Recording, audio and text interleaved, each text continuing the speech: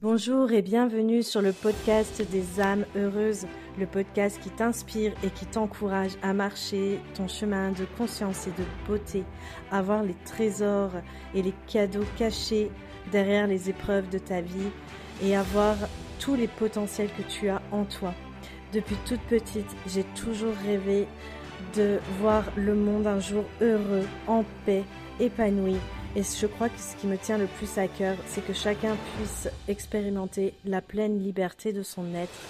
Ce podcast est né de cette envie de vous partager des expériences de vie, des personnalités inspirantes qui nous montrent que tout est possible. Bonjour Michael, j'espère que tu vas bien. Bonjour Marine, ouais, ça va super bien. Il fait beau aujourd'hui, tout va bien. Quand le soleil est là, tout va. Oui, je te confirme que tout de suite on se sent beaucoup mieux. Et du coup, en tout cas, moi, je te remercie déjà d'avoir accepté mon invitation à venir parler de toi dans ce podcast. Bah écoute, merci, moi ça me fait plaisir. C'est un plaisir de partager ce moment avec toi et je suis content de ton invitation aussi, je trouve ça chouette. Donc merci pour En, ça. en plus, c'est la première fois que j'ai un homme dans le podcast Ouah. Alors des âmes doublement merci. heureuses. Ouais, doublement Donc, merci. vraiment merci parce que je pense que les gens, ça va aussi permettre d'enrichir un petit peu les personnes qui écoutent, de pouvoir entendre la voix de l'homme. Ouais, je C'est- travaille moi aussi, hein. Mais c'est vrai que c'est pas. Mais c'est bien en tout cas, merci beaucoup pour ton invitation. Et je suis très heureux et fier du coup d'être le premier homme sur ta chaîne, du coup, c'est chouette. Alors, du coup, pour commencer, je vais te demander tout simplement de te présenter, présenter ce que tu fais aujourd'hui, ton entreprise, ton activité. Mhm. Voilà, tout simplement déjà pour commencer, qui es-tu? Ok. Alors, ben, je suis Michael et mon nom de travail, c'est Michael Medium. Comme ça l'indique, j'ai plutôt tendance à être médium. Après, ça touche beaucoup de points. Donc, je vais essayer de faire court. Donc, j'ai 46 ans aujourd'hui. J'ai une fille de 11 ans, 12 ans, pardon. Et, et, euh, Comme mon faut fils, pas qu'elle bientôt écoute. 2 ans. Le temps passe trop vite, le temps passe trop vite. Oui. Et voilà. Et dans mon métier, j'accompagne les gens sur différents sujets. Donc je fais de la libération transgénérationnelle, donc le lien aux ancêtres. Je fais de la libération karmique, donc les vies antérieures qui pèsent sur nos vies actuelles. Hem, je fais après ça, c'est la partie, on va dire, la plus amusante. Après les parties un peu moins drôles, où je fais de la libération de magie noire avec, la libération de pactes ancestraux surtout et je fais aussi de l'exorcisme. Voilà à peu près, ce que je fais. Après je fais d'autres choses, hein, suivant les demandes, il m'arrive de nettoyer des maisons, il m'arrive de communiquer avec des défunts dans mes séances, hein, parce qu'ils viennent à moi donc s'ils se présentent, je vais pas leur dire: «Non, non, je je prends pas vos messages». Mais en tout cas, je fais pas des séances pure, communication défunt. C'est très rare. Si je le fais, c'est uniquement pour des personnes que je connais parce que, on prend toute la charge mentale et toute la charge émotionnelle des personnes défuntes, au moment où on le fait. En tout cas, moi, c'est mon cas. Donc, c'est pas mon moment favori. Mmh. Même si ça peut aider les personnes, c'est pas toujours évident. OK, et tu as plutôt tendance à faire ça à distance ou sur place, du coup? Alors, je travaille, quasiment à 100 à distance, sauf exception. Ouais, quasiment 100 à distance, sauf exception, si quelqu'un me demande vraiment: «Voilà, moi, je veux me déplacer, je veux te rencontrer». Moi, la visio, ça marche pas. Donc ça peut arriver, mais c'est rare, quoi. Honnêtement, allez, sur les 6 derniers mois, j'ai dû faire 3 séances, 2 séances, en face à face et un nettoyage de maison où je me suis déplacé.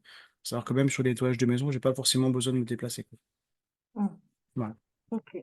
Donc essentiellement OK. visio, ouais. Mmh.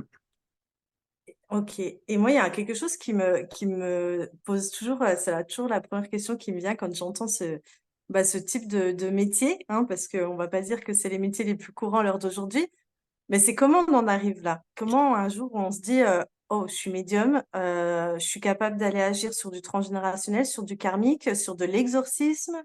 Qu'est-ce Ouais. que ça a été pour toi, on va dire un petit peu, si je peux dire comme ça, les grandes lignes, vraiment les Ouais. gros points qui t'ont fait arriver jusqu'à là?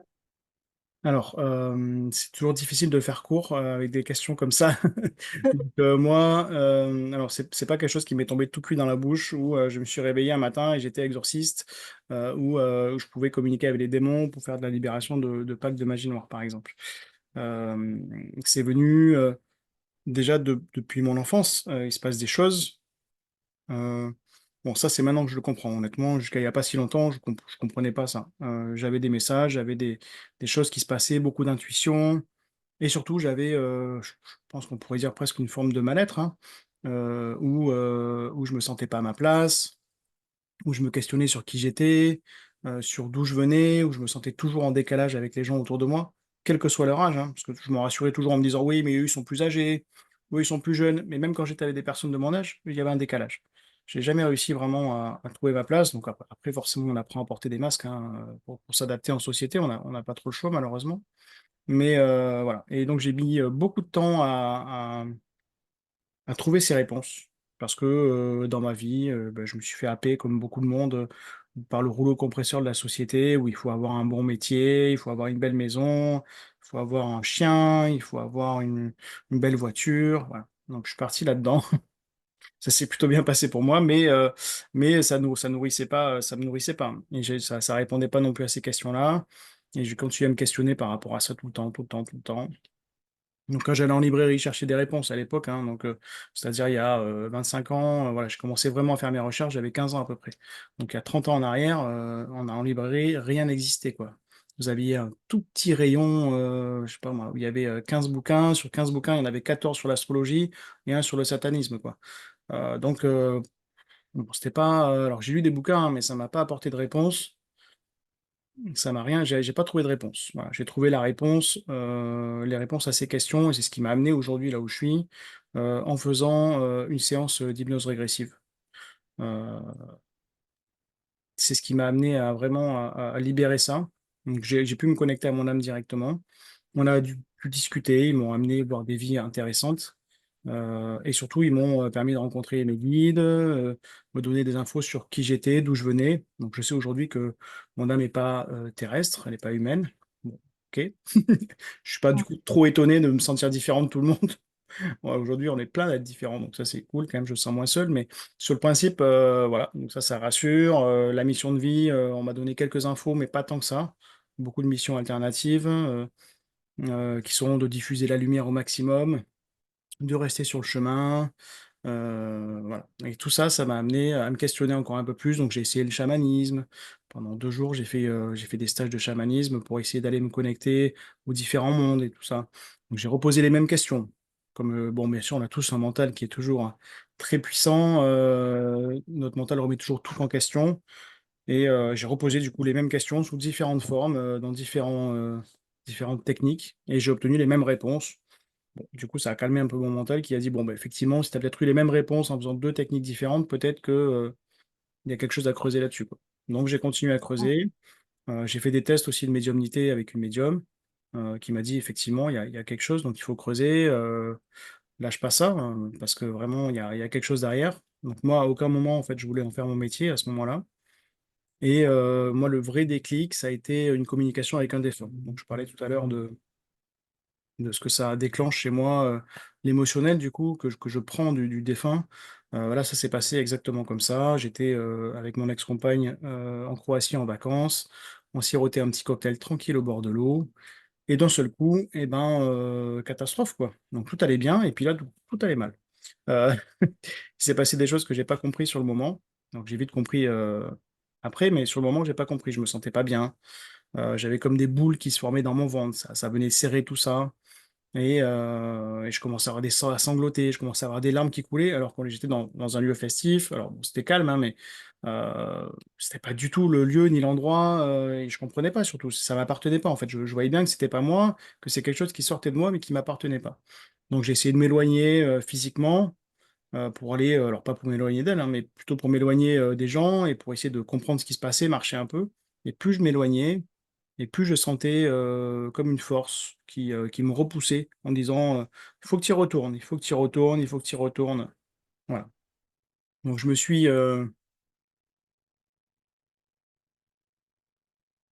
je me suis avancé, j'ai continué mon chemin, j'ai continué à avancer et à la suite de ça, bah, j'ai reçu des messages pour mon ex-compagne, hein. C'est son père qui est venu me communiquer avec moi, qui était décédé 25 ans plus tôt et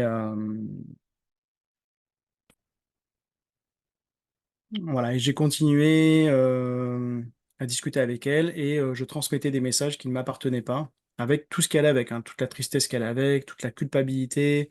Ça a été, vraiment, lourd ce jour-là parce que je c'était pas le pour moi, c'était pas le moment, c'était pas le lieu, donc ça m'a quand même pas mal perturbé, je vais pas mentir. Mais d'un autre côté, je trouvais ça juste génial, quoi. De Mmh. pouvoir avoir réussi à communiquer avec un défunt, pouvoir transmettre des messages qui allaient, libérer une personne de quelque chose qui était coincé pour elle depuis très longtemps. Donc ça, c'était super. Moi, ce qui m'a perturbé, c'est de pas être maître de tout ça. Heu et à la suite de ça, bah, j'ai décidé de faire une formation pour apprendre à gérer ça, pour apprendre à gérer cette ouverture, cette fermeture de mon canal, pour apprendre à gérer, tout ce qui peut toucher à «la médiumnité» entre guillemets, hein. Alors, cette formation, je l'ai faite, elle a duré 18 mois. Bah, forcément, ça m'a permis de travailler énormément déjà sur moi, en premier, donc ça a fait beaucoup de bien, hein, parce qu'il y avait quand même des casseroles, hein. On va pas se mentir. Il y a toujours des choses à travailler, donc voilà, je suis allé en profondeur, régler mon transgénérationnel dans le monde physique, dans le monde subtil. J'ai continué à bosser sur moi vraiment, fort pour arriver à être moins dans les blessures et plus dans le moment présent.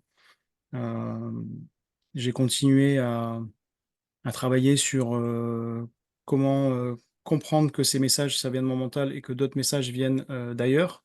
Donc apprendre à canaliser mon mental, à le comprendre, à le mettre en sommeil, sans forcément le supprimer, hein, parce que notre mental, il fait partie de nous, mais on va dire à l'apprivoiser. Hem donc cette formation a été quand même essentiellement sur les vies antérieures, mais j'ai travaillé avec beaucoup d'autres personnes pendant cette formation, puisque c'était une formation de groupe où on a échangé les uns avec les autres et en fait, toutes les autres formations que j'ai reçues, sur, la libération transgénérationnelle, sur l'exorcisme, sur la libération de magie noire, je les ai reçues, pendant que j'étais, ailleurs. C'est-à-dire sur un autre plan, donc on appelle ça des canalisations. Quand j'étais dans une canalisation ou en méditation très profonde, c'est là que j'ai reçu les enseignements, qui me permettent aujourd'hui de travailler parce que, je suis destiné à ça. Et en plus, à aller de plus en plus vers les forces, obscures, on va dire, heu pour aller combattre un peu les forces obscures, c'est vraiment ça. Mmh. Et d'ailleurs dans ma clientèle, je le vois, hein, ça évolue beaucoup dans ce sens-là. Heu, voilà à peu près si ce que j'ai à peu près Mmh. répondu. Je ne sais pas si c'est Ouais. très court, mais en tout cas, j'ai essayé de répondre à ta question, le plus Non, simplement mais que j'ai pu. c'est très, très bien. Et du coup, j'ai juste une petite question complémentaire par rapport à ton parcours. Quand tu dis donc que tu es passé par cette phase vraiment très, bah, très matière, j'ai envie de dire, hein, où, comme tu dis, bah, voilà, faut avoir le bon métier, la belle maison, le couple qui va bien, etc., etc. Comment on passe de ça Mmh, à assumer le fait que, qu'on ait une personnalité publique, médium, qui va aller, toucher, en plus des forces quand même, voilà, où tout le monde ne va pas. Comment, même au niveau de la vie, de tous les jours, au niveau de tout ça, de sa famille, comment on passe de l'un à l'autre? Comment on assume ça après? ouais. Bon alors moi déjà dans ma vie, de matière, j'ai eu plein de métiers différents. Donc les gens, ils ont l'habitude de me voir changer de métier, ça les perturbe plus, hein. Voilà, j'ai eu plein de métiers différents, j'ai fait plein de choses, sur plein de plans, donc c'est chouette. Donc ils ont l'habitude de me voir toucher un peu à tout, de me voir me lasser assez rapidement au bout de quelques années d'un métier pour aller en chercher un autre. Mais tout ça finalement, c'est juste la réponse au fait que je trouvais pas ma place, hein. Donc j'étais toujours en recherche permanente de ma place. Qu'est-ce qui fait aujourd'hui que j'assume? Ch honnêtement, je pense que c'est venu tout seul. C'est venu tout seul, je saurais même pas expliquer pourquoi, comment, à quel moment j'ai décidé d'assumer, mais pour moi, c'était une évidence. Les messages que je les reçois, pour moi, il y a pas à discuter. La façon dont j'aide les gens, ben, ça fonctionne. Donc par rapport à ça, je me dis: «Il faut que je continue, quoi. Il faut que je continue» et comment continuer et comment, s'assumer, assumer qui on est, assumer cette part de notre personnalité si, bah, si on se cache, en fait, quoi, ou si on n'assume pas qui on est. Si je dois diffuser la lumière, ben, forcément ça et aussi, combattre l'obscurité, ben, c'est sûrement plus je vais m'afficher et plus je vais attirer les deux. Voilà. Donc j'assume ce côté-là. Je trouve très bien, au contraire, de démystifier tout ça. J'avais fait pas mal de petites vidéos sur YouTube aussi pour expliquer aux gens certaines choses. Parce que beaucoup de gens se font dans le monde de plein de choses, alors que finalement, bon, c'est vrai que notre vie, c'est un peu une science-fiction tous les jours. Mais, mais sur le principe, après, c'est l'énergie, c'est quand même quelque chose de très simple. Euh, voilà. Mm, Donc, mm, je pourrais pas te dire exactement ce qui s'est passé, quel a été le déclic pour moi, mais pour moi, c'était une évidence. Voilà. Il y a un jour où je pense que j'ai reçu un message qui m'a dit, il faut que tu fasses ça. Je l'ai fait et ça a été le déclencheur. Voilà. Le déclencheur, vraiment, ça a été... donc, j'avais déjà mon profil Facebook, Insta et tout ça.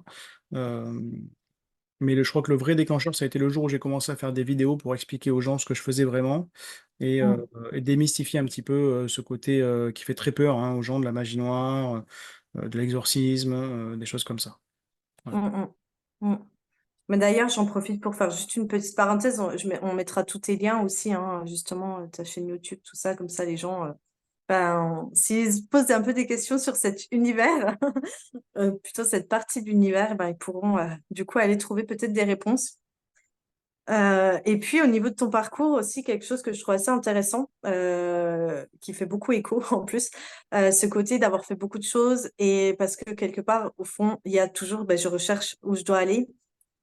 Comment, comme, à un moment donné, tu as parlé aussi du coup d'un espèce de mal-être finalement très profond, parce que quand on ne sait pas où est notre place, il y a quand même quelque chose un petit peu tout le temps sous-jacent. Comment tu pourrais, à l'heure d'aujourd'hui, dire que tu as transmuté ça? Parce que j'ai l'impression que c'est un peu ça, quelque part, c'est de pouvoir prendre ce truc-là et de le transmuter pour qu'au contraire, ça devienne plutôt une source de bonheur en fait au quotidien. Est-ce Euh, que c'est par le travail que tu as fait sur toi-même? Est-ce que c'est tout simplement par le fait que ça y est, maintenant tu es à ta place? Est-ce que c'est un peu des deux? alors, alors, je pense qu'effectivement, le travail sur moi-même, il a été capital dans tout ça. Pour déjà, le fait de comprendre pourquoi on est différent, de comprendre pourquoi est-ce qu'on a un peu la bougeotte, de comprendre pourquoi on a soif de savoir, de culture, ça changera pas pour moi. J'aurai toujours envie d'apprendre, envie de découvrir des choses, envie de m'enrichir. Euh, Ça, c'est sûr, ça changera pas. Et après, qu'est-ce qui fait qu'aujourd'hui je pense être à ma place? Je pense que c'est surtout le travail vraiment que j'ai fait sur moi. Mais puis la richesse de ce métier. C'est un métier où il n'y a pas de limite, contrairement à tous les autres métiers que j'ai pu pratiquer, où il y a des limites. Euh, Mm, mm, pour moi, il n'y en a aucune. Il n'y a pas de limite. Il n'y a pas de mm, limite à ce qu'on peut faire et ce qu'on peut apporter aux gens. Et il n'y a pas de limite dans notre développement aussi spirituel.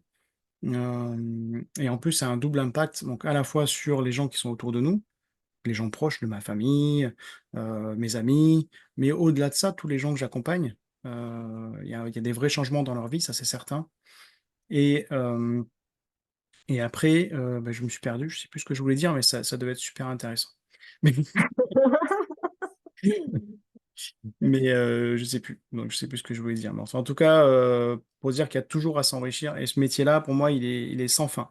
Parce que mm, il y a toujours à progresser. Voilà. Au début, j'ai commencé, je faisais que les vies antérieures parce que c'est ce qu'on m'avait appris à faire. Très vite, je me suis ennuyé parce que faire que des vies antérieures, pour moi, c'est pas possible. Après, bah, j'ai été formé sur le transgénérationnel, donc j'ai commencé à faire du transgénérationnel. Et très vite, ils m'ont mis sur mon chemin des personnes qui étaient bourrées de magie noire ou qui avaient carrément des démons en eux, hein, donc ça existe, hein, ou des entités en eux, donc possédés, hein, des gens possédés, ça arrive, hein, malheureusement. Donc ça, déjà, ça amène tout de suite à avoir une vision un peu différente. Sur une même journée, je peux faire une séance de vie antérieure, une séance de transgénérationnel et une séance de libération de magie noire, et ça n'a rien à voir en fait. On n'est pas du tout. Pour moi, c'est presque si, même si l'approche de départ est la même, le travail n'est pas du tout le même en fait au final. mm. T'as l'impression de te renouveler sans cesse, en fait, quelque part. Ouais, et puis j'ai ce besoin même de continuer à évoluer parce que je sens qu'il me prépare à quelque chose de plus dur peut-être, de plus grand. Alors plus grand, pas forcément pour diffuser la lumière et tout, mais plutôt pour combattre l'obscurité, ce qui n'est pas forcément du côté le plus simple. Mais en tout cas, je sens que j'ai des messages qui vont dans ce sens où il faut que je continue à travailler sur mes origines, revenir à mes origines primaires, revenir à ma puissance d'origine pour pouvoir Mm. continuer à débloquer des choses, bah, parce qu'il y a besoin, quoi. Il y a besoin. Donc, tout le monde ne le fait pas parce que ça fait peur, parce qu'il y a des risques, hein, il faut en avoir conscience, hein, ça existe, hein, c'est dangereux, c'est vrai. Mm, Mais moi, je suis amené à faire ça et j'avoue que j'aime bien faire ça. Mmh. mm. Et il y a quelque chose du coup qui me vient comme question par rapport à ça, c'est est-ce que, parce que je pense qu'un peu comme tout le monde, tu as certainement traversé des épreuves dans ta vie. Est-ce que tu peux dire qu'aujourd'hui que ces épreuves-là, finalement, elles viennent se mettre au service de tout ce que tu as pu en apprendre, tout ce que tu as pu en débloquer justement pour pouvoir réaliser correctement aujourd'hui cette mission, entre guillemets, à laquelle tu es appelé? Ouais, alors moi oui, oui, je vais te répondre par rapport à ça, simplement, c'est que aujourd'hui j'ai compris, alors ça va pas plaire à tout le monde ce que je vais dire, mais malheureusement c'est un fait, on a très peu de libre arbitre dans nos vies. Clairement nos vies, elles sont déjà choisies à l'avance, c'est nous-mêmes, nos âmes qui les avons choisies pour, accomplir des missions. On a déjà des missions écrites avant même qu'on arrive. On a un chemin qui est plus ou moins tracé. Alors bien sûr, moi je me tends à dire, c'est comme s'il y avait un fil. Hein, ça, c'est notre vie, c'est l'idéal et nous, on circule autour de ce fil-là avec un très léger libre arbitre, mais on doit aller là où on est censé aller. Mmh. Donc ouais, je peux pas te dire le contraire que toutes les épreuves que j'ai vécues dans ma vie m'ont amené où je suis aujourd'hui, c'est clair et ça m'ont amené à travailler sur moi en profondeur, à avoir des déblocages, des compréhensions, à être aller plus loin dans le travail sur moi, en profondeur, dans les recherches et c'est tout ce travail-là qui fait que ça se débloque, et qu'on avance, plus sereinement. Donc Mmh ouais, mh. ouais, les épreuves nous font tous grandir. Ça, c'est sûr. Pour moi, alors je vais pas dire que c'est le déclic et c'est indispensable d'avoir des épreuves horribles dans sa vie, pour pouvoir se diriger vers la spiritualité, mais c'est un des déclencheurs, en tout cas, c'est certain. Bien sûr, ouais, et moi j'ai vraiment quelque chose que j'aime à dire, c'est que, il y a même à un moment donné où on arrive à même en remercier quelque part les épreuves et les choses difficiles qu'on a pu vivre parce que on se rend compte que, bah, il y a toujours quelque chose d'encore plus grand, en fait. Il y a un dessein, beaucoup plus vaste et c'est vrai que j'ai envie de transmettre ce message pour les personnes qui peut-être sont là-dedans en ce moment. Quand on a le nez dedans, on n'en a pas forcément conscience, mais c'est plus tard, en fait, qu'on peut, se reculer sur le chemin et regarder en arrière et se dire: «Mais en fait, c'était tellement juste». Ouais, je te rejoins complètement là-dessus, bon, de toute façon, c'est sûr qu'il y a plusieurs phases. La première phase, c'est celle déjà de la colère, celle du rejet, qui se transforme par celle de la compréhension et qui se transforme après pour ceux qui arrivent à franchir ces 2 premières étapes, c'est le travail sur soi qui amène du coup la libération et la compréhension et l'évolution. Mmh. L'évolution, vers quelque chose de plus grand, vers quelque chose de plus beau, vers quelque chose de plus aligné avec qui on est en réalité. À savoir que Mmh. chacune des épreuves qu'on nous met sur le chemin ont vraiment le but de nous faire grandir, de grandir spirituellement, quoi et Mmh humainement. mh. Parce que pour moi spirituel, ça va avec l'humain, même si c'est pas le cas de tout le monde. Mmh mh. Je suis assez d'accord avec toi. Et du coup, comment je pourrais dire? Quand on parle d'éveil, quand on parle de, voilà, de réveil de la conscience, quand on parle de reconnexion à son âme, est-ce que c'est quelque chose du coup qui s'est un petit peu dilué dans ton chemin au fur et à mesure justement que tu as avancé, que tu as travaillé sur toi, que tu as vu des médiums, que tu as fait cette formation? Ou est-ce que c'est vraiment quelque chose, heu qui a été un petit peu soudain où, tu vois, où tu es passé un petit peu de ce truc-là «endormi» entre guillemets à tout d'un coup, réveillé?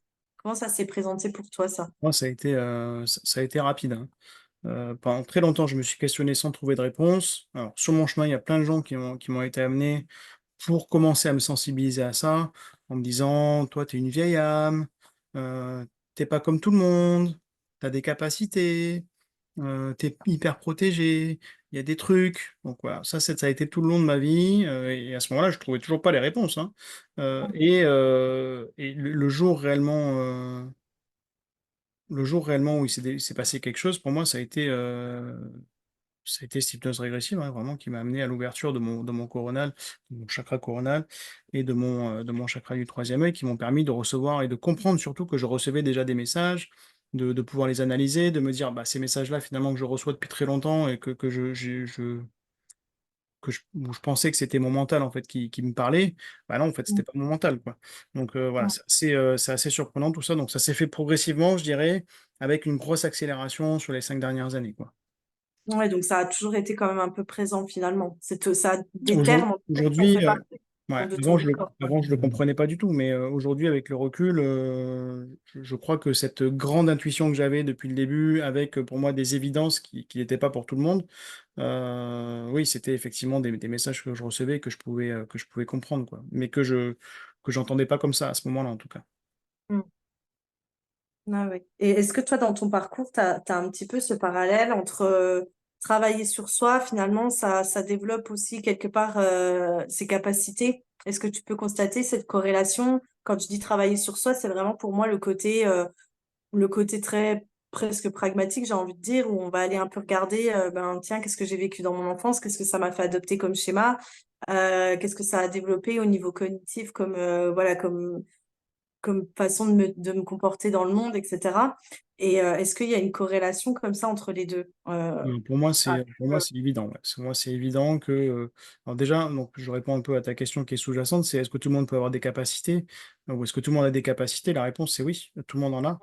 mm, Aujourd'hui, c'est mm, prouvé hein, que les enfants ont tous des capacités jusqu'à l'âge de 6 à 8 ans, quasiment. Alors, c'est difficile de les déceler parce qu'à cet âge-là, pour eux, c'est normal. Donc, c'est le cas, mais c'est prouvé par des études scientifiques avec alors plutôt au niveau des ondes cérébrales qui sont plus basses chez les enfants que chez nous, qui correspondent en fait à nous, à des méditations très profondes ou des états modifiés de conscience. Donc tout le monde a ça au départ, et après, ben, la vie fait que ça s'endort pour beaucoup de monde. Je sais pas, je sais même pas si on peut donner un pourcentage, mais quasiment pour tout le monde, ça se rendort. Moi, ça s'est rendormi, c'est ce que je pense en tout cas pendant mon enfance, parce que moi, je suis issu d'une famille protestante où si on devait parler avec un médium, c'était le diable, quoi. mm. Dans ma famille, c'est ça, hein. Moi, j'étais. Oui, aujourd'hui, ça a changé, heureusement. Je suis pas Du coup, c'est considéré comme marrant le quand diable. on fait le Ouais. parallèle avec ce que tu fais aujourd'hui. Ah ouais, non, non, mais c'est fou, non, mais puis en plus, c'est fou, et c'est vrai, quoi. Je veux dire, alors, mes parents un peu moins, mais ma grand-mère, elle, c'était vraiment ça. C'était dès qu'on faisait quelque chose, limite, je touchais un pendule, ça y est, c'était Satan, quoi. Mm, Donc, ça allait très loin là-dedans. À l'extrême un peu même, je dirais. Donc ça a sûrement contribué avec toute l'éducation que j'ai reçue, du coup protestante, et tout ce qu'elle a avec, à fermer ce canal, ou en tout cas l'entrefermer, ou en tout cas me faire croire que c'était maléfique, qui fait que si je pouvais avoir des choses qui se passaient, ben j'enterrais ça vite fait parce que c'était pas terrible. En tout cas, c'était mal vu. Et il m'a fallu beaucoup de temps pour assumer ça, et ce travail profond que j'ai fait sur moi, depuis, très longtemps, m'a amené à assumer cette partie-là, et à démystifier ça et avoir des discussions, hein, parce que, effectivement, le travail sur nos blessures, pour moi, le côté pragmatique, c'est travailler sur ces blessures. Alors ça, c'est ce que j'ai fait pendant longtemps. Le jour où j'ai commencé à développer mes capacités, ce travail, il est devenu double pour moi. Il est devenu dans le pragmatique, mais aussi dans le subtil. Pour moi, c'est indispensable aujourd'hui de travailler, par exemple, on devait travailler main dans la main avec des psychiatres, quoi, parce que ou à des psychologues. Parce que eux, ils vont amener, la partie, on va dire plutôt, pragmatique, donc du coup dans le monde physique, et nous, on va amener, donc moi, comme toi, on va amener, plutôt la partie, subtile. On va aller travailler sur d'autres plans, sur d'autres énergies, pour libérer des choses de façon à ce que ce soit complet. Et ça, j'ai fait ce travail, et ça a été, pour moi, ça a été vraiment, libérateur.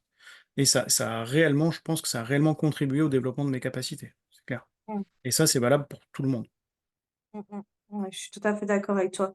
Et du coup, peut-être justement pour aiguiller des personnes qui pourraient ben, être un peu dans le cas, dans ce que tu as été, travailler sur soi, ça veut dire quoi? Ça veut dire aller voir des psychologues? Ça veut dire concrètement faire une thérapie? Qu'est-ce que ça veut dire pour toi Alors, du moi, coup? déjà, je dirais que la première étape, c'est déjà se questionner.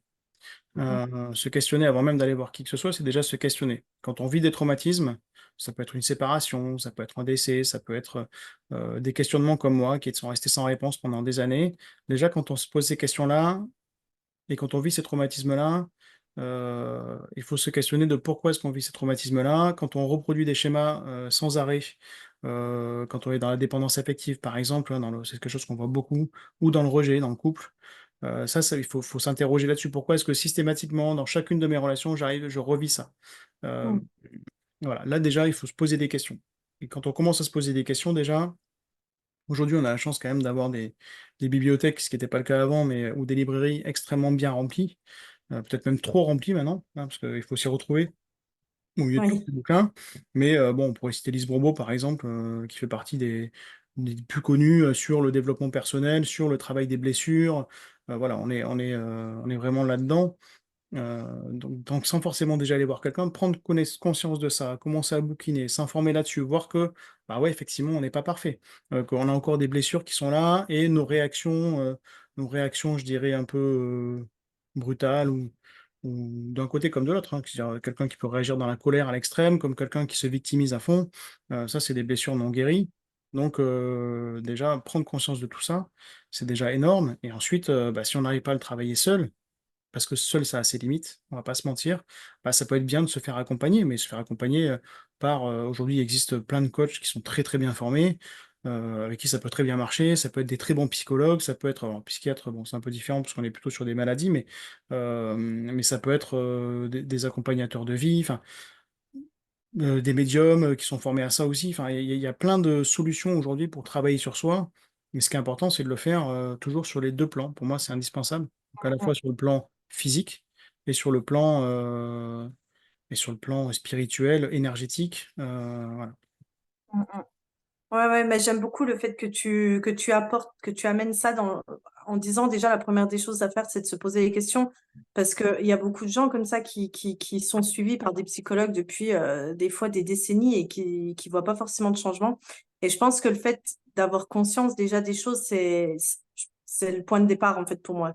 Si le suivi il est pas en conscience, c'est, ça peut vite tourner en rond, je pense. Et Ouais, mais enfin, moi, je le gens peuvent se constate. décourager du coup. Ouais, mais tu dois le constater aussi. Enfin, moi, je le constate dans ma clientèle. Il y a effectivement pas mal de gens qui viennent à moi qui ont 10 ans ou 15 ans de psychothérapie derrière eux, mais avec toujours des questions sans réponse, toujours avec des blessures présentes, parce que bah, il arrive un moment où il faut faire le lien avec l'énergétique Mm, mm, et aller libérer ça sur les deux plans. Donc, quand on l'a libéré ou quand on a essayé de le libérer sur un plan, mais que ça fonctionne pas, bah, ça peut être intéressant de le faire en doublon, et en parallèle sur le plan spirituel, sur le mm, plan mm, énergétique. Et aujourd'hui, j'entends même, et ça me fait plaisir, certains psychologues m'envoyer des clients parce que, alors je dis clients, je ne sais pas comment on peut les appeler, mais enfin en tout cas, on va dire des clients, parce que eux n'arrivent pas en fait à débloquer certaines choses, et pour eux, ça vient d'un autre plan, c'est-à-dire ça vient peut-être de nœuds de vie antérieure qui sont bloqués ou du transgénérationnel qu'ils n'ont pas réussi à libérer. Et c'est intéressant de voir qu'il y a une ouverture d'esprit par rapport à ça qui n'était pas là avant, mm, mm. où je me surprends à entendre des psychologues m'envoyer du monde, et ça, je trouve ça juste incroyable. Alors, c'est pas le cas de tous, évidemment, c'est Ouais. trop beau, mais en tout cas, c'est un travail intéressant, et je pense qu'au contraire, on a tout intérêt à travailler les uns avec les autres pour amener un mieux-être de façon générale aux gens qui nous entourent et qui viennent à nous, quoi. Mm. Ouais, ouais, je suis d'accord avec toi. On le constate de plus en plus que les personnes s'ouvrent vraiment à ça et à prendre conscience que chaque métier a sa limite et que c'est en travaillant tous ensemble aussi qu'on peut apporter une solution holistique à la personne. Ça, je trouve que c'est.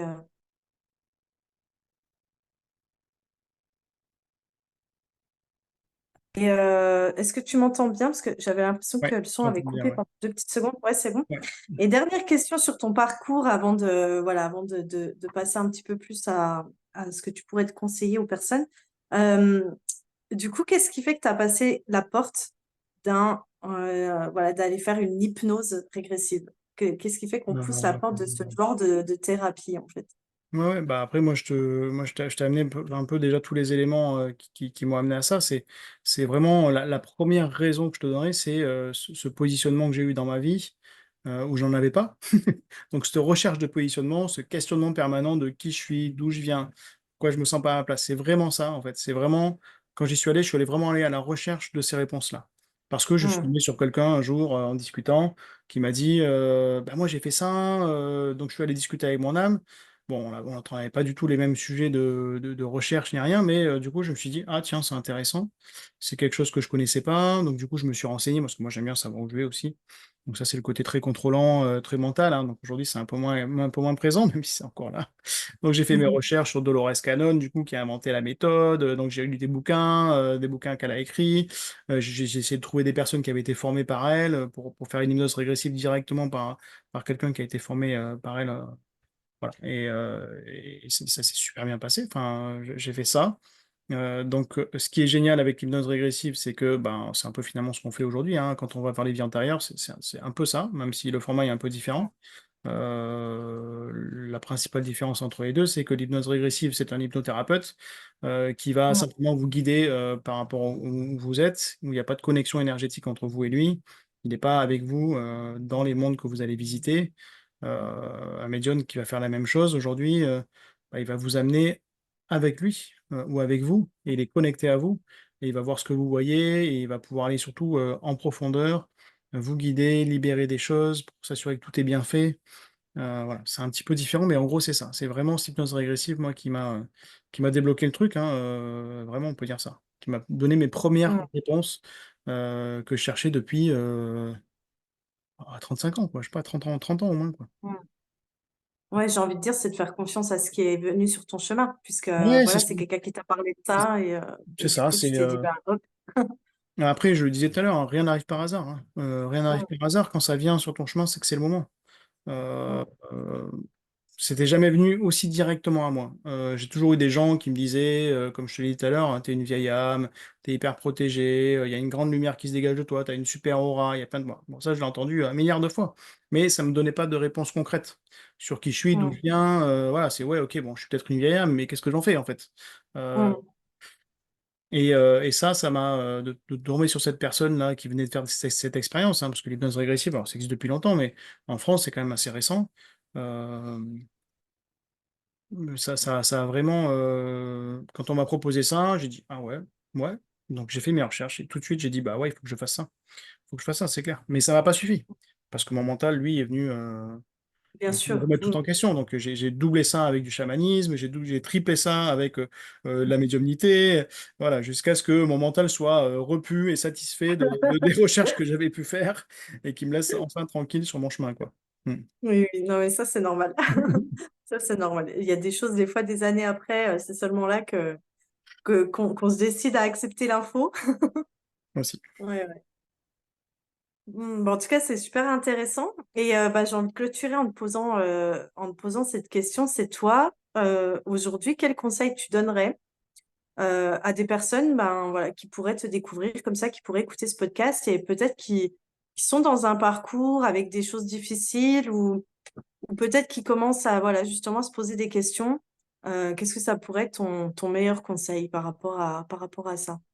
Alors moi, j'en aurais plusieurs. Le premier, c'est déjà faites confiance en la vie, faites confiance en la source, en Dieu, peu importe comment vous l'appelez, en quelque chose de plus grand en tout cas, parce que ça existe, hein. Moi, je suis à son contact très souvent, donc faites confiance en ça. Il y a un plan pour vous. Euh, Tout est juste, même si sur le moment c'est difficile. On a toujours tendance à dire qu'il y a toujours la pluie après le beau temps. Moi, ça fait partie de mes phrases préférées. Il y a toujours la pluie après le beau temps. Et, euh, et on peut même avoir un arc-en-ciel en plus. Est-ce Donc, que tu voulais pas dire l'inverse du coup? il y a toujours la pluie après le beau temps. Il y a toujours le beau temps après la pluie. Exactement.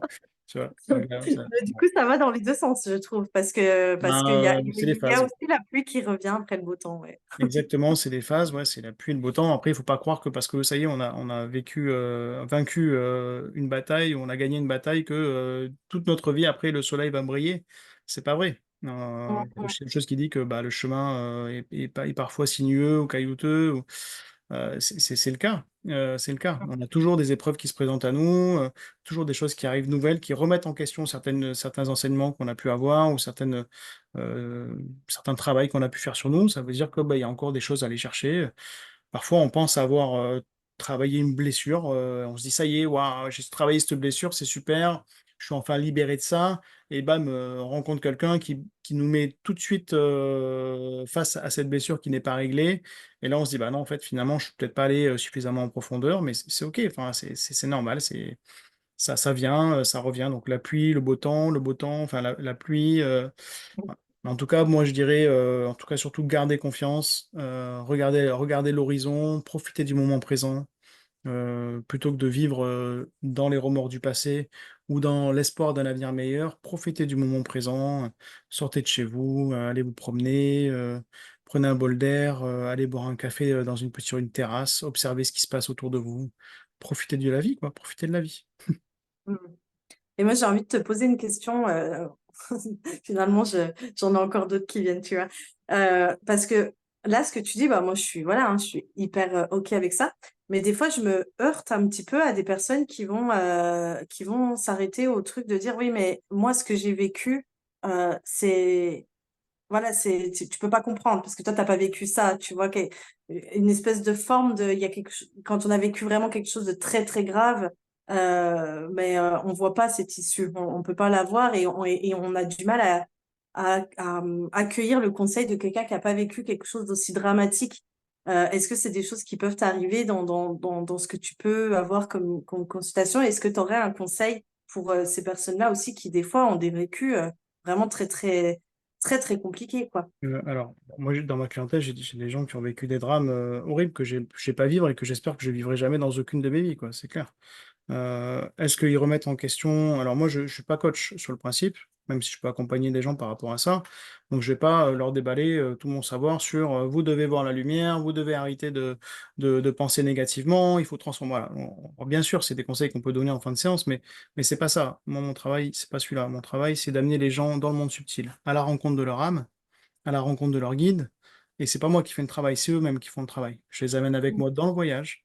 Et ils vont rencontrer leur âme qui va les amener là où ils ont besoin d'aller pour libérer ce qu'ils ont besoin de faire. Donc du coup, ma parole, finalement, elle est pas hyper importante, puisque c'est pas Mmh. moi qui vais faire le plus gros du travail. Moi, je vais leur donner ma médiumnité, je vais les guider, je vais me connecter à eux, et on va aller ensemble à la réponse, à la recherche de réponses par rapport à ça, à la recherche de libération.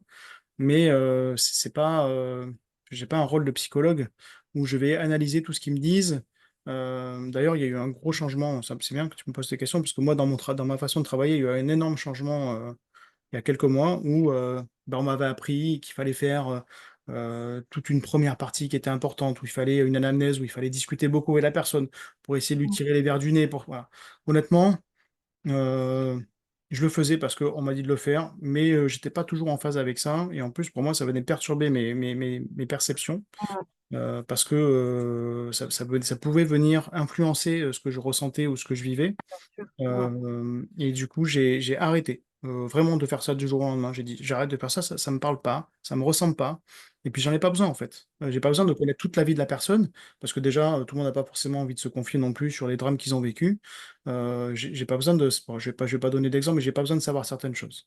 Par contre, moi, je te prends par la main et on va aller chercher des réponses sur pourquoi est-ce que ça t'est arrivé dans cette vie-là, quels sont les enseignements que tu as en tiré.